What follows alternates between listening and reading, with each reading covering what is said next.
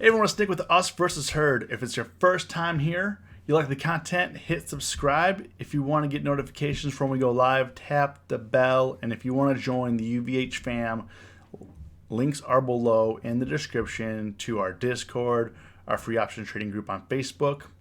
If you're here right now, say what up. Keith, Jeff, how you doing? If you want to do me a favor, hit the like button. I'd really appreciate it if you could hit the like button. Helps me out, helps YouTube say, hey, check out this channel. But happy Monday. We're here back in the saddle. Tobin, what's going on? How you doing?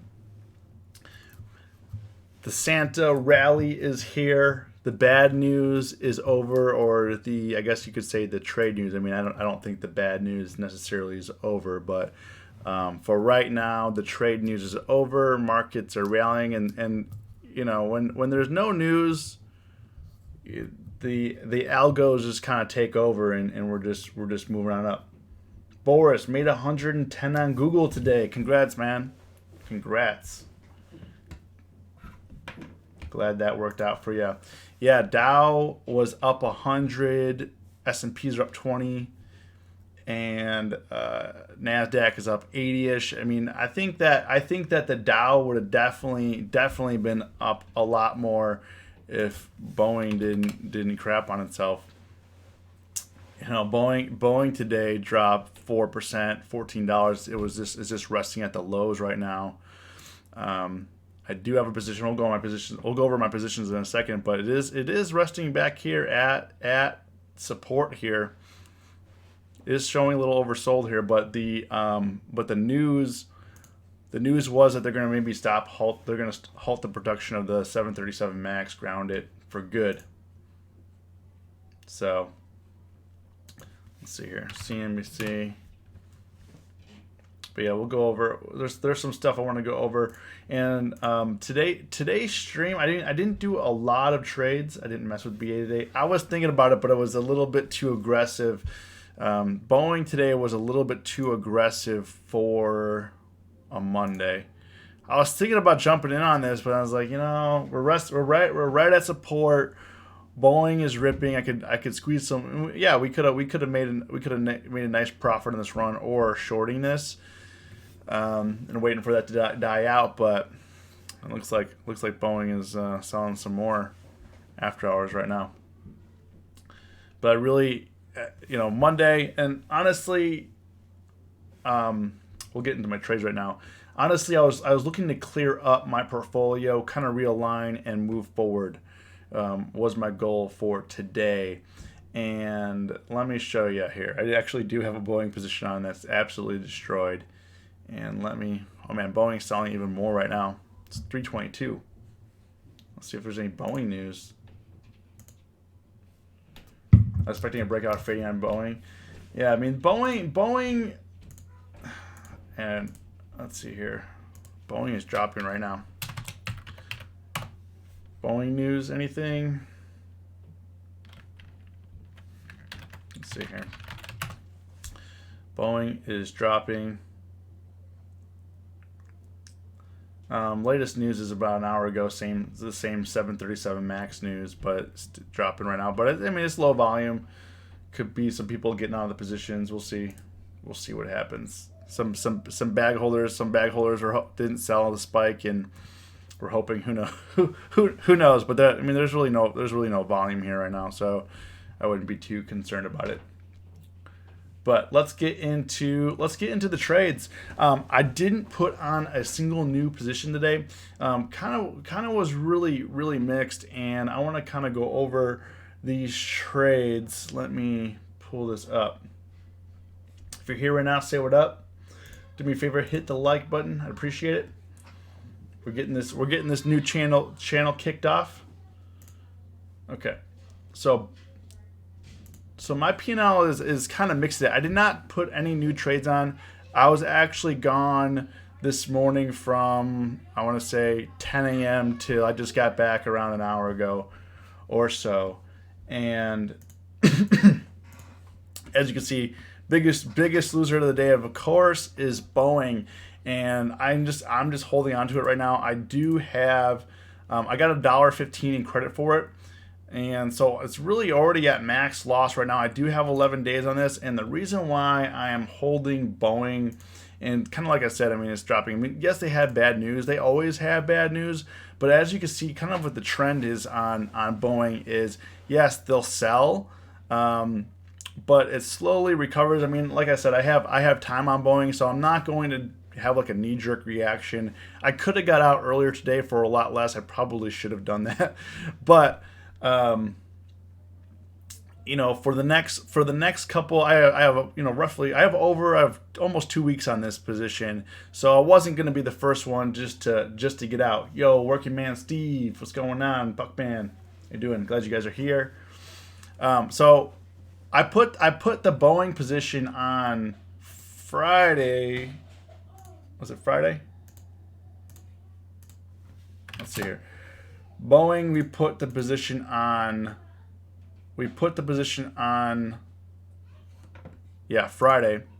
So we put the position on Friday. I got $1.15 credit, and I am short the 340 put, and I'm long I'm sorry, I'm short the 342.50 put. I'm long the 340 put. So, you know, right now, even I'm not going to be concerned about getting exercise, because even if I get exercise, I mean, I'm basically at max loss already. I have time on my side, so we'll see what happens this week. But as you can see, when I put the position on Boeing on Friday, we were resting right here at the support where it's jumped many times before, where we can go back in time and view that. Now we're back down here, so it's going to be interesting. So now that we're below this support, the 340 support, you know, what's going to happen? What's going to happen here at 320 and 324? I mean, after hours it is selling a little bit. We're at 324, dropped down to 321. But like I said, volume is low. I wouldn't be too concerned about that right now. You know, a lot of people like spook themselves out pre-market, after hours with the numbers, and you know, a lot of times it doesn't really mean anything because there's really no volume on that. So right now, you know, you could say what you want about Boeing and the bad things that they've done, but the one thing is they are 70% institutional owned, which makes it an interesting stock for you know, being short, because it tends to always want to move back up. Sure, there's downside, but you know, you would think they would be a lot more hurt, but Boeing is one that you can count on buying the dip. It's like Caterpillar, Boeing, like the ones that are institutional holds.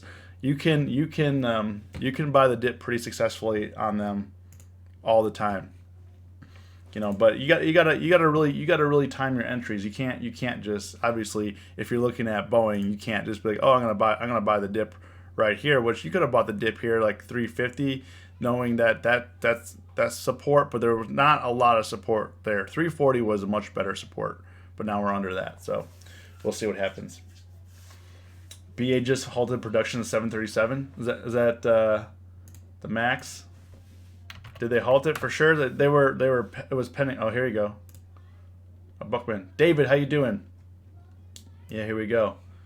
As you can see, breaking news. So Boeing suspended 737 MAX production. So probably screwed on this position now. You know. But I didn't really have that much more to lose on it. So we'll see what happens. What's going to be interesting is if all this is said and done, you know, what's going to happen? What's going to happen to the stock? Is it going to get cut in half, or is it going to be bought up? So we'll see. We'll see what happens right now. I mean, right now we're at support levels. Lost money and didn't learn a lesson. I'm gonna teach. Hey David, I'm gonna teach you some lessons, because I learned in the last 2 weeks. I've been trying a lot of new things out, and I want to say that I have learned a lot in the last couple of weeks. But the the amount of money that I've made has not been there. So Lulu, let's go into my trades for today. I pretty much closed it out. So what I was doing today, my mistakes from last week, I didn't want to carry over into this week, so I got out while the getting was good. So on Lululemon, so let me show you on Lululemon my mistake. I actually lost on Lululemon $10. Now here's my mistake. I bought it for, well, actually Lululemon. Yeah, I lost $10. So I bought it for $3.55. I sold Lululemon for $3.45. I put this on. Let me go back here. Now Lululemon. So I bought this on the 12th. So I bought this on last Thursday. Now here's the mistake. Here's the mistake. You know, I didn't lose a lot of money, so thankfully I only lost $10. But let me go into those. So I had the 225 calls for this week.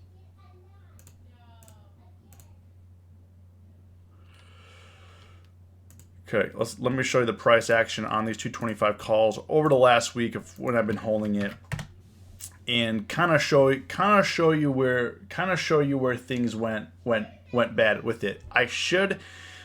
Now there's a couple things with these trades that I'm going to show you. All the trades that I took off Lululemon and TNDN were profitable. At some point in time, I chose not to take the profits. So let me show you. So on Thursday, let me go back to Thursday. So the big issue with Lululemon, so as you can see, the 225 calls took a big hit. They came down from $15, and they opened at $284 the following day. That was because of earnings. So Lululemon, let me give you a little recap here. Lululemon earnings brought them down to the 220 level the other day, and I got in at 9 a.m. Let me pull this up here. So I got in at 9 a.m. So I got in right in here, and on Thursday. So let me pull this up. Show you some examples here. So I got in at 9 a.m. right here. It cost me $3.55. So I got in right on this candle right in here. So 9 a.m. So it cost me $3.55. Which was right down here. I bought the dip. Let me pull up Thursday. I bought the dip nicely. So 9 a.m. Let me pull up this day here so you guys can have a better picture here. So I bought the dip. It was leveling out 9 a.m. and it ripped 224. Now at the time, this option went from 355 up to 450. I should have cashed out because as you can see, it has not reached 450 since that moment in time. It's only gone downhill and actually reached a low of $1.42 the other day. Thankfully, I got out today. I got out today for $3.45 on these 225 calls. And as you can see, if I held today, these reached as high as $3.80. I could have got out with a profit, but at this point in time, you didn't want to. I didn't want to gamble. I wanted to recoup because I already realized my mistake. My mistake was I didn't take profits as a day trade. I held on to it as a swing trade, and I think the mistake was identifying the trade was a day trade versus a swing trade, or identifying it as a swing trade and not trading as a day trade. So it cost me some money, right? And thankfully, it's come back around. I had some time on it. I wasn't anticipating it, but the biggest issue here, as you can tell here, is after I put the position on it, implied volatility kept dropping. So when implied volatility kept dropping, my option pricing kept dropping as well. So even though Lululemon was trending higher, it was a little bit low. I could have averaged down my position, so I could have averaged down my position at $1.42, averaged down, and then when it ran back up to $3, I would have made a profit. Sure, there's a lot of ways you could have played defense here, but you can avoid playing defense if you put the trade on at the right time, take the trade off at the right time instead of bag holding like I did on this trade. So the mistake was, I got in at a decent time. However, I was getting in with a day trade, and instead I swung trade it, and this hit is 450, and then it came down to $1.42. They popped back up today. I took the money. The reason why is because it did have a pretty bullish run on Friday, and now that the trade war, or the trade, I'm not going to say the trade war is over. The trade news is tentatively over. Until they sign the agreement, unless China or the U.S. does something that pisses the other one off. We're probably going to grind higher, which is why I kept it. And I sold the pop this morning at 851. So up in here, I sold it up in here, and it was only worth 345. And at this point in time, I'm in the week of expiration. Theta's going to really eat it. So the longer that I hold it, longer it stays at 225. As you can see here, it stayed at 225 pretty much all day. It opened here. It popped up. It's back to where it opened. But going into expiration, it's going to cost you money. So I didn't play defense. I didn't take the trade off when I was supposed to. And at that point in time, if you're break even, you just take the trade off and look for a different entry, and that's what I did. So I made a good decision taking the trade off, because then if I held, I would have been down $100 on the position at close today. So I got out with a $10 loss, but if I held, I would have been down $100. So I should have played defense. I guess in retrospect, I should have took the profits. If you make a mistake, don't take the profits. Should have played defense if I still believed in the trade when it came down to $1.50, $1.42, $1.50 range, $1.85. Could have averaged down for 50%, came back up as a winner, right? So I think in retrospect, that's what you got to do. And in hindsight, I made a couple of mistakes. I made 2 mistakes in a row. Didn't get out when I first made profit. I didn't defend the trade. I just held on, which I did come out with break even. But what's the point in tying up capital? What's the point of planning a trade out just to break even, right? You put a lot of work into that trade. You want to make money. You don't want to just break even. Thankfully, I was able to break even after making 2 mistakes in a row. Luckily, I didn't make a 3rd mistake in a row, because I would have been down money right now. So that was that mistake. Now, another noob mistake here we made.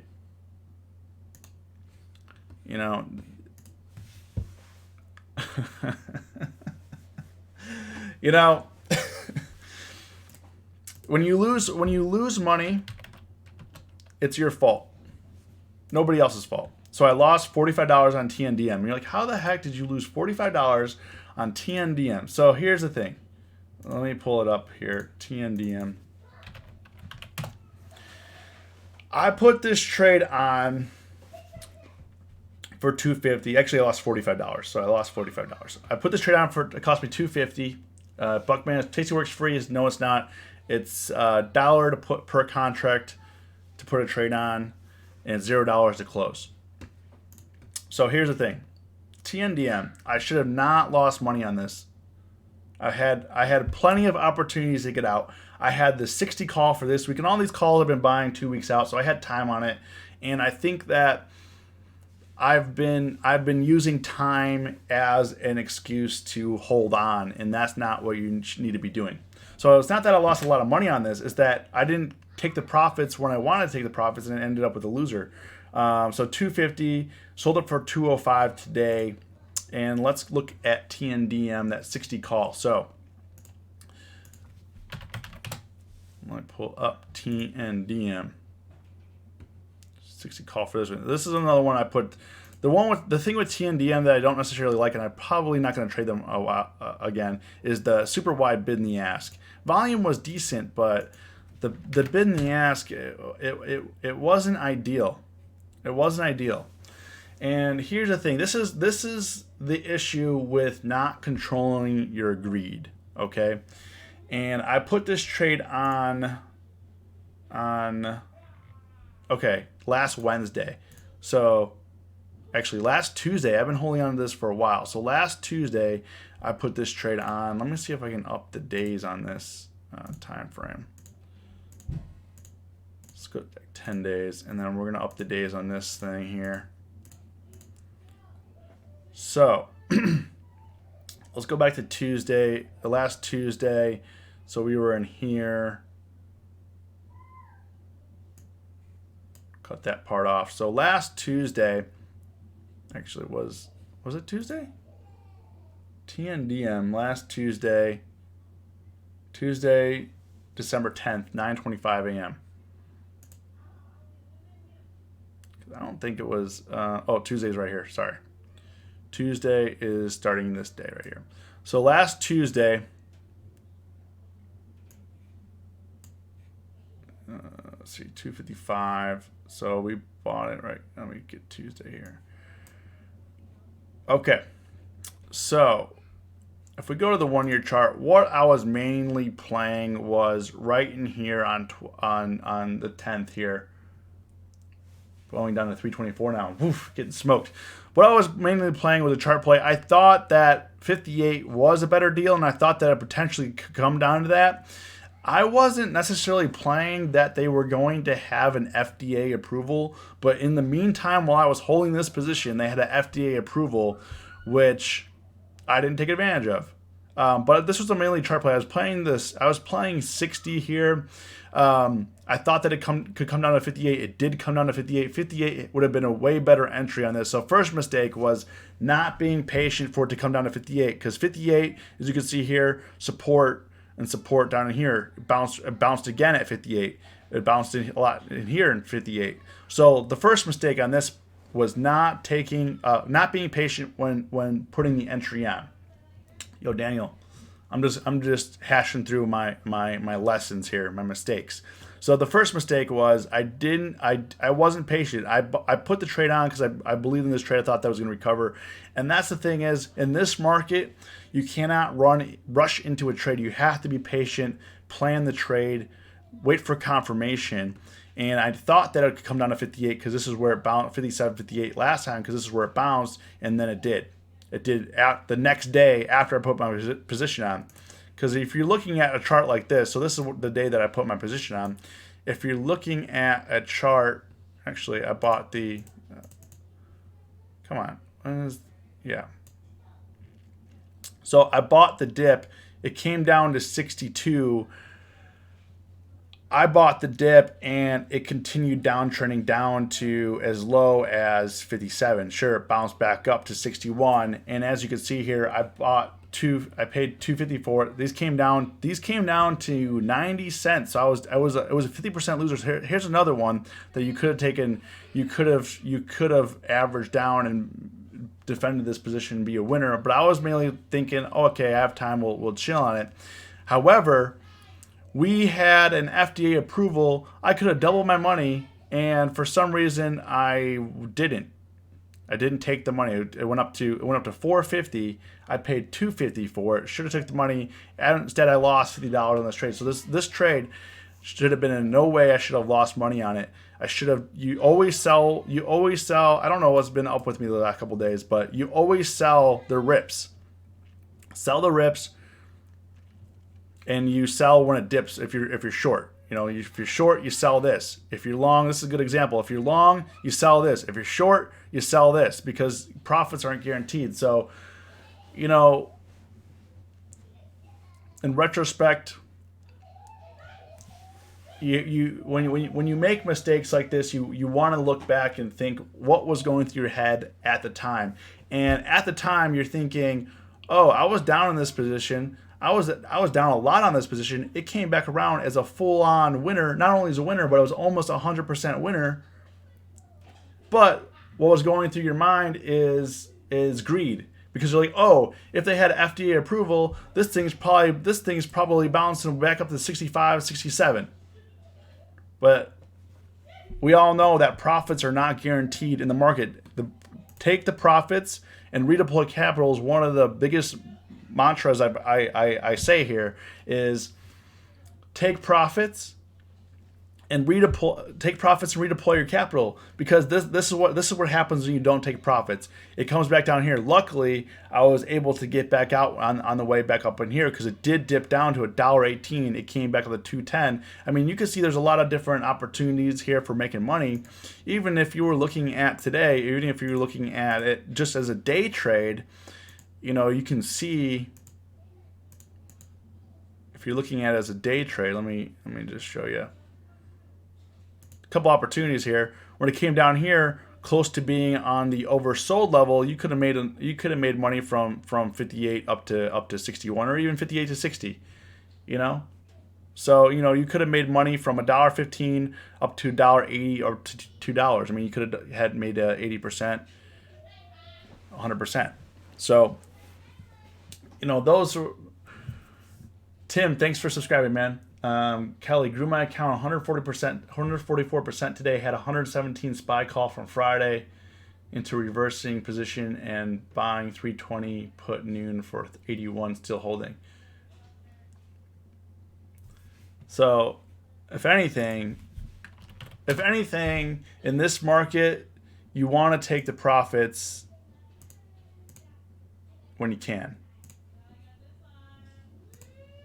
You know, you want to take the profits when you can. I actually had a 320 call. So I had a 320 call. Let's see if I can pull it up here. Where is on Webull? So my first trade on Webull, I was testing it out. I don't know how to. How do I? Is there like a privacy mode? Because I don't want to show my account number.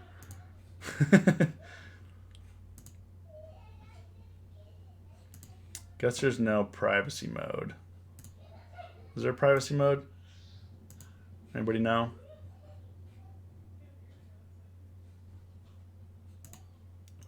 Well, anyways, I bought the. I'm not gonna dig too much into it. I bought the 320 call for Wednesday expiration. I bought it down in here. What time did I buy that? It says I bought it at 15 military time. Sorry. I bought it at 11 a.m. Eastern time on the 13th. So I bought it at Friday, the 13th, 11 a.m. So I bought it on this candle right in here when it was 317. I bought the 320 call for 33 cents. And then I sold the 320 call today at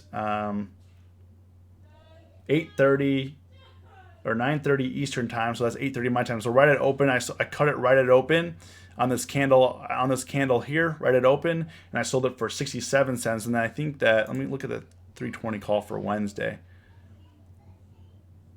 Someone has to buy them. Is Robinhood live? Because I just try to sell my options when I see profits, but it doesn't fill. David, what's what position you have? We can look it up right now to see what you're trading. So I sold at 67 cents. These are now going for like 75 cents. So I will say, I was testing out Robinhood, and I will say that they, so I bought it on Friday. I bought them down here, 33 cents. They really crushed premium on Friday.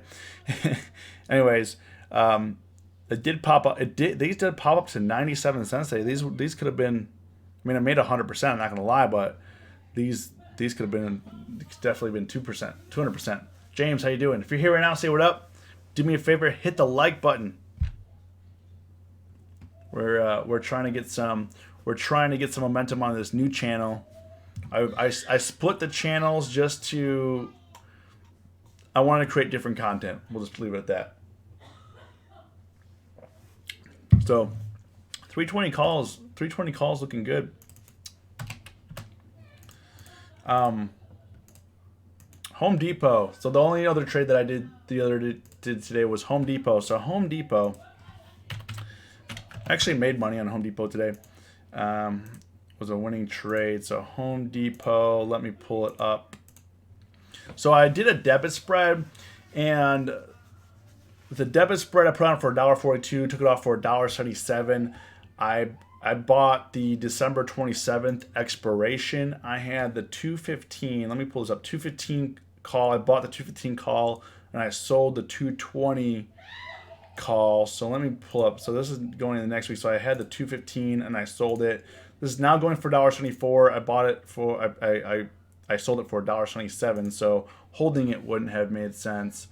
But let me show you Home Depot. Let me switch back to the 5-day here. Switch back to the 5 days. Messing my flow up. Steve, glad you guys are here. So Home Depot. Now this is. Let me see here. We should have. So Home Depot. I put on December 12th, which was on Thursday. So Thursday, I put on Home Depot, so it was right in here. I bought the position at 8:39 a.m. and this was a poor entry, but it still paid out for waiting on the debit spread. So this popped up. And Home Depot, I broke one of my rules. I put the position on at 8:39 a.m. One of my rules is not putting on a position 15 minutes into market open, and I did, and I paid because it popped open and it dropped, and this debit spread came down.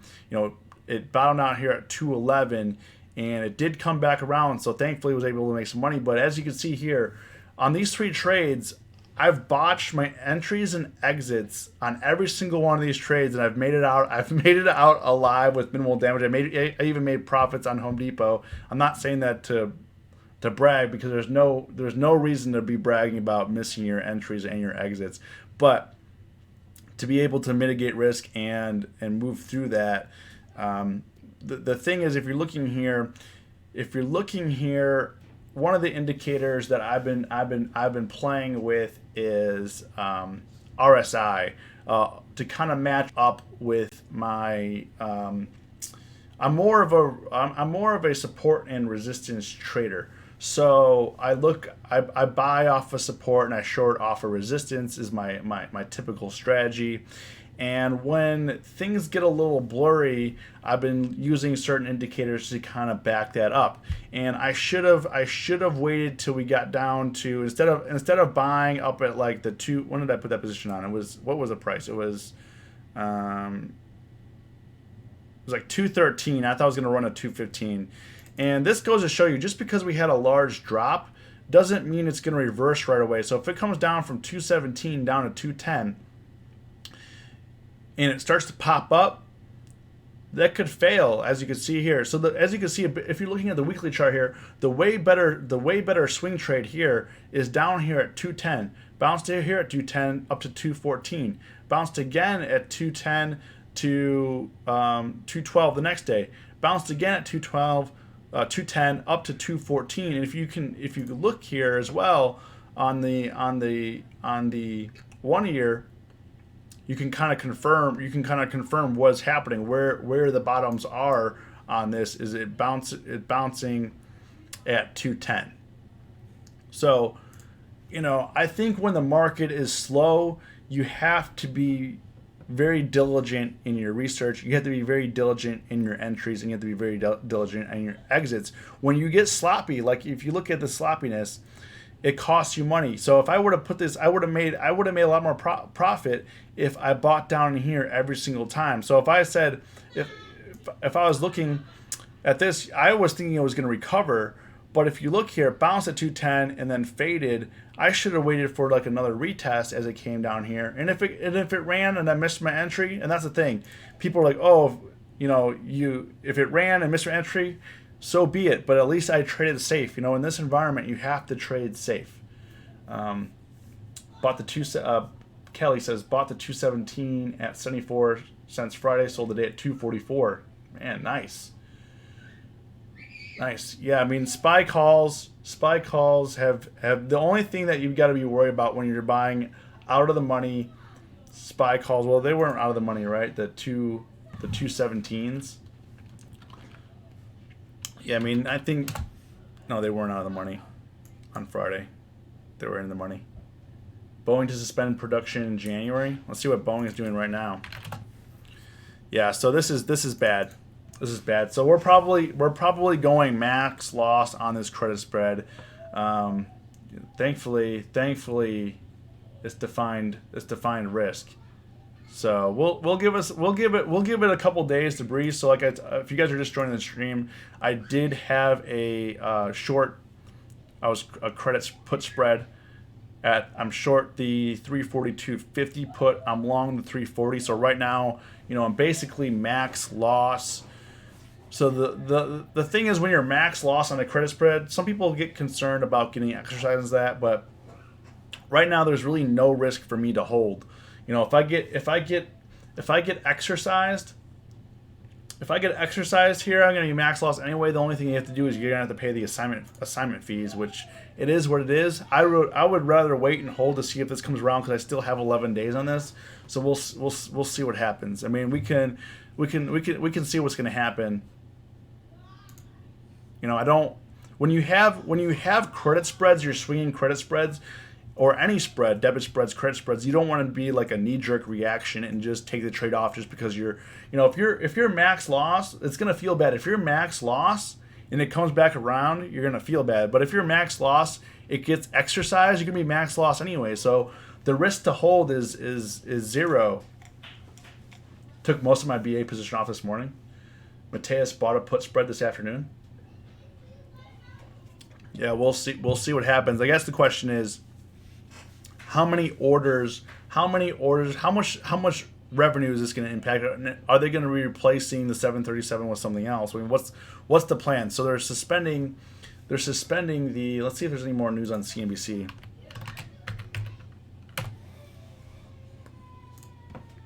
Because at the time when news broke, there wasn't any news. Okay, so let's see. Are they going to be replacing it? I mean, what's the plan? They have to have a plan for this. They're not just going to... So Boeing is planning to suspend production of 730 MAX after regulators said they don't plan to lift a flight ban this year. Okay, so the regulators said they don't. They're still going to ban it. Plans have been grounded since mid-March. So we're going on a year. People familiar with the matter said Monday a drastic step after the FAA said its review of the planes would likely continue into next year. The decision is likely to and present further complications for the airlines. And Boeing is starting to reimburse some of the airlines like Southwest. I think American Airlines as well. I don't know how much they've actually spent or given to these airlines. The manufacturers had repeatedly warned investors that it could further cut or suspend production of the planes. Boeing slashed production by 20% in April. Close to 400 MAX planes were in global fleets when regulators grounded the planes in mid-March after 2 fatal crashes in a span of 5 months. Since then, Boeing has produced some 400 more of the jetliners that are parked at its facilities. Oh. So, since the crashes, they produced 400 more. And now they're going to be grounded indefinitely. And Boeing does not plan to lay off or furlough workers. So I guess that's good, where the 737 MAX is produced. So I guess the question is, how are they going to salvage this? I mean, the 400 planes, I mean, that's a lot of money, a lot of freaking money. Are they going to gut that and transition it? I mean, they got to have... Boeing is going to have to say something on how they're transitioning this to breathe some... I mean, this is going to be really bad. I mean, this could be sub 300 easy on Boeing.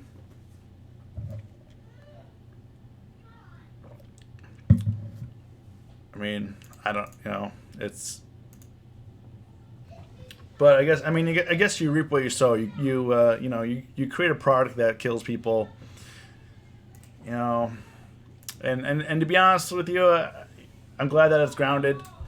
We don't want to put any more lives at risk, but I wonder how Boeing is going to come away from this. So they have currently 400 planes parked somewhere that they were hoping to sell to somebody, and now they can't. And so what are they going to do with those planes? Are they gonna gut them, refurbish them in some way to call them the 747 MAX or like what? I don't know. I don't know what the plan is. So I guess we have to wait and see. I mean, this is just a wait and see. I definitely don't think I don't think the chart's not going to come into play if bad news just keeps rolling and rolling and rolling out. We have to wait for it to be more, to wait. You if you wanted to get long, you want to wait till you're seeing a chart like this where it's consolidation between like 10 points, between like 340, 350. I don't know how far this could drop. I mean, this could go pretty far down. The two year low is 292.47.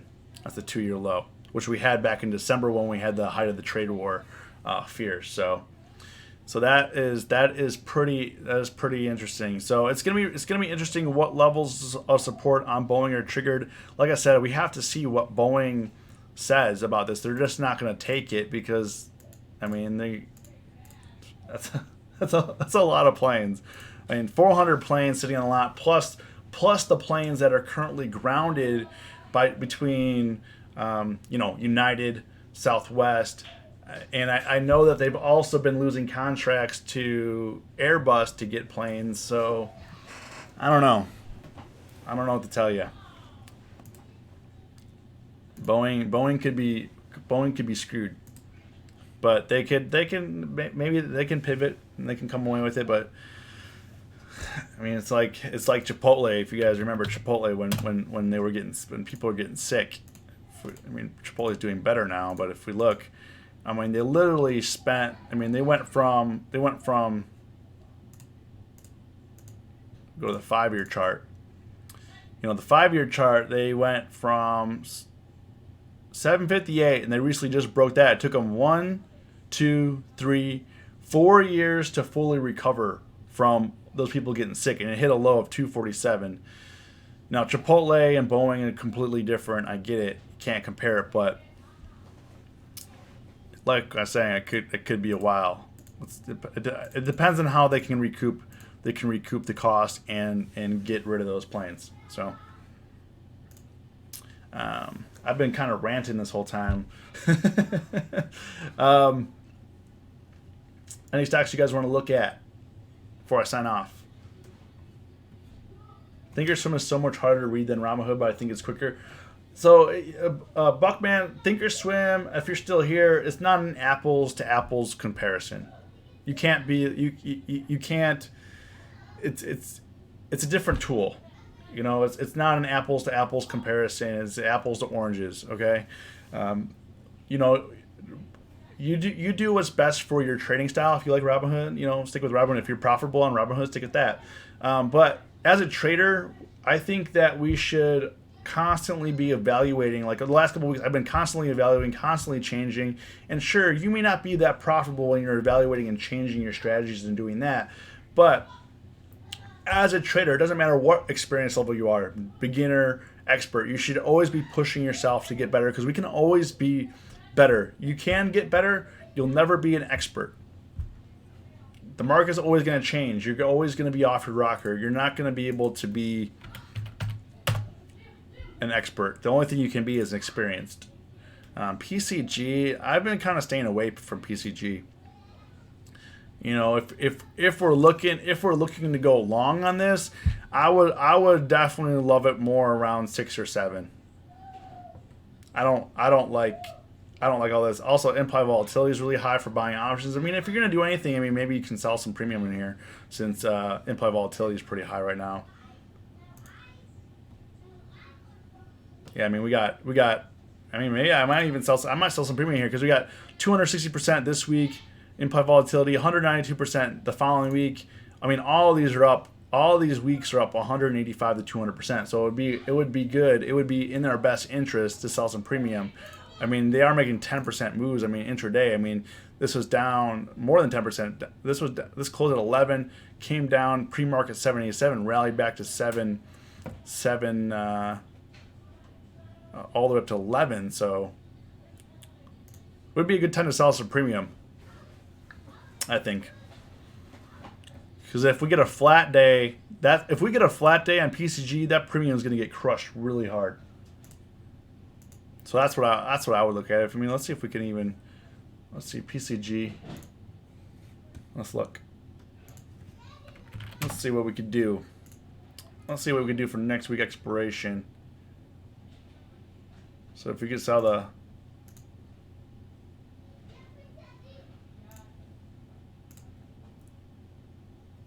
Not really loving it. So we'll see. We can play around with it. We'll see what happens. But if anything, I would probably sell some premium in there. JP Morgan. All the banks have been running hard, and at this point, like I said, it is just melting up. It'll be interesting to see what happens if we get a red day this week. But honestly, it's just full. It's full by the dip. It's full by the dip mode right now.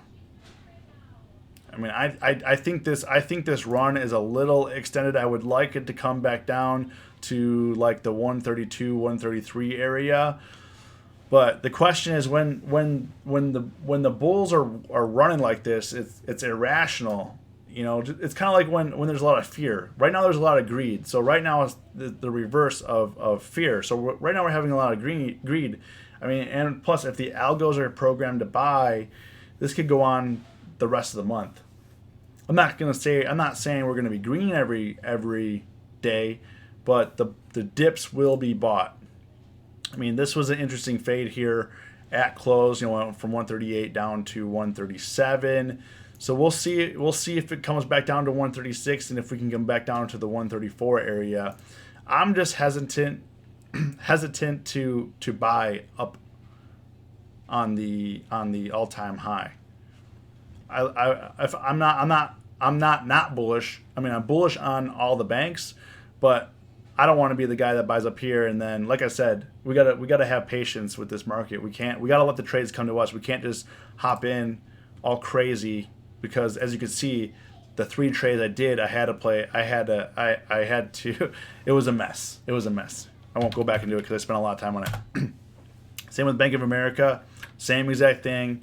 Would like it to come back down to. I mean, this is a huge pump. Same with Goldman Sachs. All the banks got pumped. Goldman Sachs didn't get pumped as much, and it got rejected up here. So I would like Goldman Sachs a little bit to come back down to the 223, 250 area. I would prefer that, but Bank of America and J.P. Morgan just look a little bit extended to me.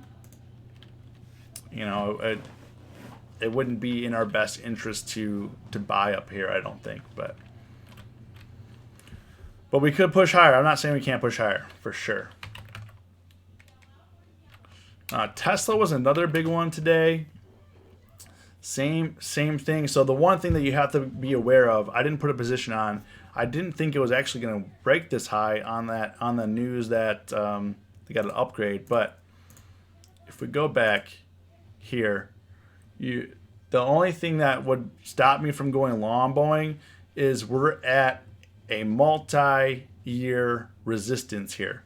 So going back the last 3 years, we are at a resistance, and as you can see, I mean, I'm not making this up. I mean, let's draw the lines here. Now it could break. It could break, but as you can see, it's not in our best interest to put go long here. I mean, if you want to kind of nibble on a short position, you can. Right now, I'm just waiting for a little bit more confirmation of it coming back down. But based on Tesla's last quarter, the numbers were so strong. It's a lot different than previous quarters. So I would say that if it's going to break above 380, this is the quarter that it's going to do it in. And because the numbers back it up, before it didn't really make sense. A lot of it was short squeezing. I mean, it went from 250 all the way up to 380, and it just was getting short squeezed. But their earnings and their numbers were never this good. Shorted at 377. So I would just be concerned that, I mean, it could bump up. I mean, it has hit 389 in the past, and also it has hit 420, but up to, what was it? Not 420. It hit up to, it was trying to break 400 because Elon had that 420 tweet saying funding secured, looking for a buyout at 420, and then it ran, and then it fell apart. That's a different story. I have a lot of videos on that, but I just worried that there are sellers up in here. So let's see what happens now. If we're holding 380, 390, if we're holding and it's staying above there for a period of time, I mean, time to load on. But to go long, we kind of missed. You kind of missed the boat. You kind of missed it. I mean, you had from 330, it went from 330. December 5th, it was 330, and it ran up to 380 in the last week. So got to be careful. So I'm not right now. What I'm looking for are high probability trades that are in my favor, and this one would not be one that is, I would say, is currently in my favor. I mean, do you think it's going to push 400? I mean, it could push 400. I'm not saying it can't, but after a run like this and being at a multi-year resistance, I would say the odds are stacked against me. So I'm looking for more higher probability trades. So, anyways, guys, I definitely had a lot of fun on this live stream. Thanks for chiming in. Do me a favor, hit the like button. And as always, stay safe, stay green. It's us versus herd.